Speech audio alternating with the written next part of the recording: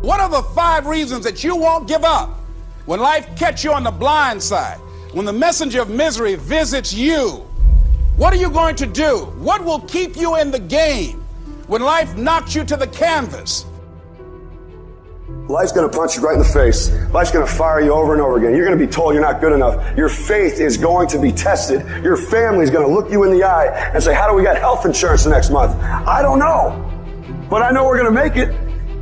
You know who's going to bail you out? You know who's going to come and rescue you? You know who's going to come and save the day? No one. No one's going to come and do it for you. You're going to have to do it all yourself. See, the Buster Douglas that fought in the last fight was not the Buster Douglas that fought Mike Tyson. See, the Buster Douglas that got knocked down while fighting Mike Tyson had gotten out of an alcohol recovery center. His mother had died. His wife was ill with a terminal illness. He was considered a nothing, a bum. So when he got knocked down, Buster Douglas had a reason to get back up because he said, I'm dedicating this fight to the memory of my mama. Life is hard, man. That's what it's about. Life is a challenge. If you don't work as hard as you can, if you don't sacrifice everything, if you don't get rejected and keep coming back for more, if you don't get your loyalty tested and your faith tested, you don't love that thing if you bail out. So if you fought through all that, that's love. So you got to have some reasons that when life knocks you down, and it's going to. Hello, it's going to knock you down.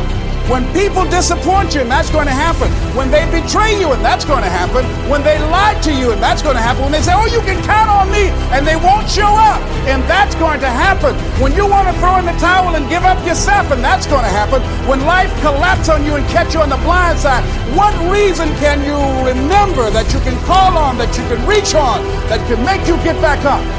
Find that reason. Because when life had knocked me down, I said, life, I'm doing this because I want to make my mama proud. I'm doing this because I want my children to have a better life than what I have. I'm doing this because all my life I've been told I'd be a loser, that I wouldn't make it. I'm doing this to make them a lie. I believe, like Frank Sinatra, he said the best revenge in life is massive success. I'm doing this so I can become massively successful. And with that kind of courage, with that kind of affirmation and reason to empower me, I got a saying that when life knocks you down, try and land on your back, because if you can look up, you can get up.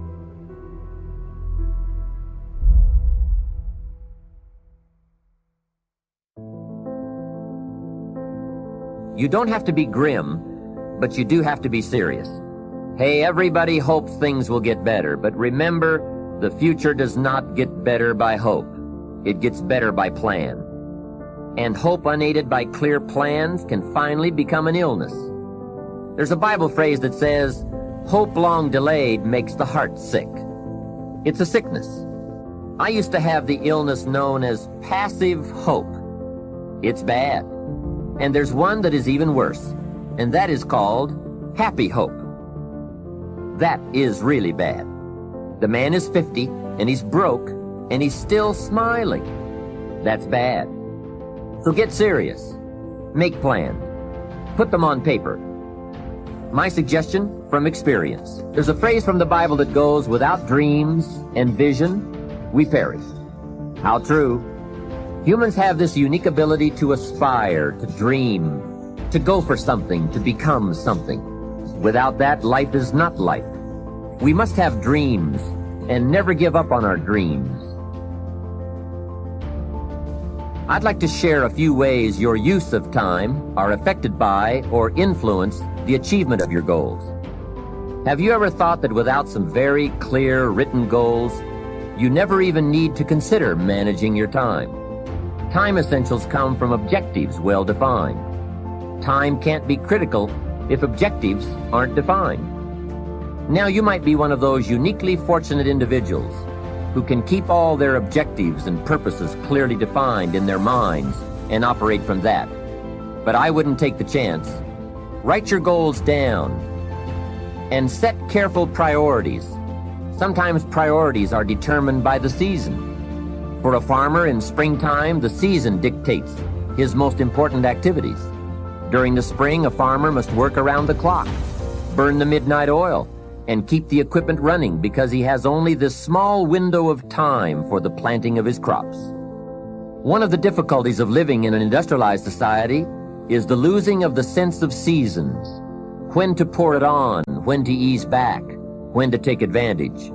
It's easy to keep going from 9 to 5, year in and year out, and lose a natural sense of priorities and appropriate time. Don't let one year just blend into the next. Keep an eye on your own seasons, lest you lose track of values and substance. Part of setting priorities is learning to separate major activities from minor activities. This is a whole skill in itself, but once you have learned it, it will pay dividends you won't believe. So learn to put everything on your mental scales to be carefully weighed before you spend time or money. Of your sanity is socially distributed. And what I mean by that is, well, let's say that you know how to behave. You're well socialized. You can play with others. Now, I said already in this conversation, if you didn't learn to play with others between the time you were 2 and 4, you will never learn. And psychologists have beat their heads against the wall trying to rehabilitate antisocial children. They can't do it after the age of 4. Is that because areas of the brain just don't develop? Well, it seems to be partly because the kids fall farther and farther behind. So let's say you make the leap from egocentric dependence on your mother at 2 and 3 to immersion in a peer group. Well, then you pick peers that are at your same developmental level, and you chase each other up the developmental ladder. And the longer you're out of that, the farther you fall behind. And so, kids, 5-year-old kids might come across another 5-year-old kid who tends to cry too much if they don't get their way. And they'll say, we don't want to play with the baby. And what they're saying is, we have to find someone who's at our developmental level, shares our developmental horizon, so that we can mutually scaffold our further development. Now, they're not going to say that, obviously, but that's the situation. And kids test each other out when they first meet. So do adults. Game. Can you play? Are you playing at the same level as me? I'm playing my game at the level that will further my development. Can you play along with me? If not, well, maybe you're lower in status and I can pull you up as a mentor. Maybe you're higher in status and I can learn from you. But if you're a peer, we can play together. Anyways, if you're acceptable to your peers and you behave well, they'll accept you. And then they tell you all the time if you're acting appropriately. If your jokes are funny, if you're dominating the conversation, if you're bringing something of value to the table. And all you have to do is pay attention to the social cues, and you'll keep yourself regulated. And at the end of the day, you're going to get what you focus on. They're both true. This is both the most amazing time that's ever happened, ever in recorded history. And yet real things that are terrifying are also happening. But where you put your energy, where you put your attention, where you put your focus, is going to determine what you see. And that is the most fascinating and the most important thing you have to understand about the way that your mind works. You get what you focus on. If you focus on the things that are bad, they will become real. They will become exaggerated. They will begin to monopolize your thoughts. You'll see them everywhere. It's called the reticular activating system. Your mind is literally designed to pay attention to the things that you notice. Once you notice a certain car, you see it everywhere. Once you notice a certain dog, you see it everywhere. Once you hear a certain name for the first time, suddenly you realize that that name has been all around you this entire time. But now that you're focusing on it, now that you're looking for it, it is everywhere. So whatever you look for, it's going to be everywhere. If you look for the negative, it'll be there. But if you look for the positive, it will overwhelm you.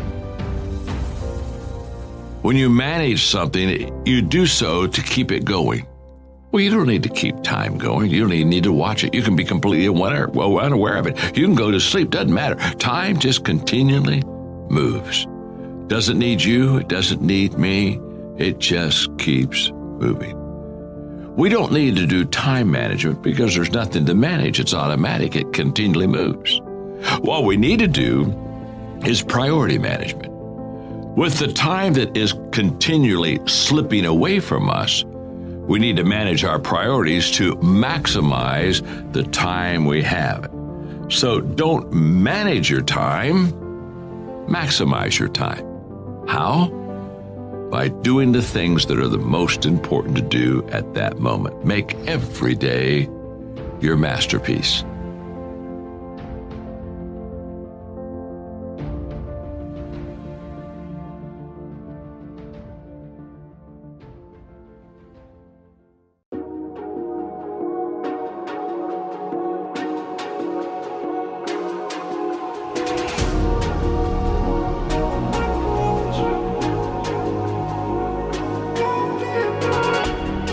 I feel raindrops on my hand. I feel calm when I stand there. Wanna be like all these people, but my mind's gone deeper. And I'm a fainter. I walk around and every time try to find. And I'm a fainter. See nobody by my side and I'm feeling fine.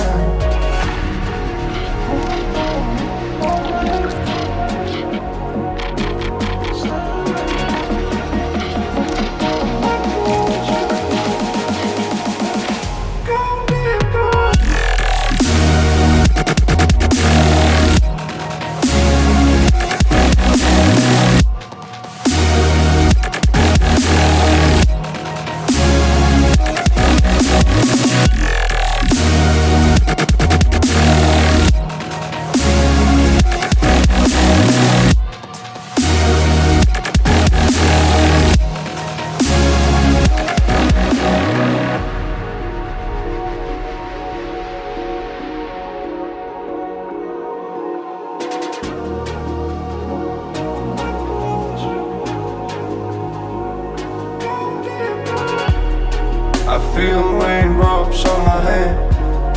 I feel calm when I stand there. Wanna be like all these people, but my mind's gone deeper. And I'm a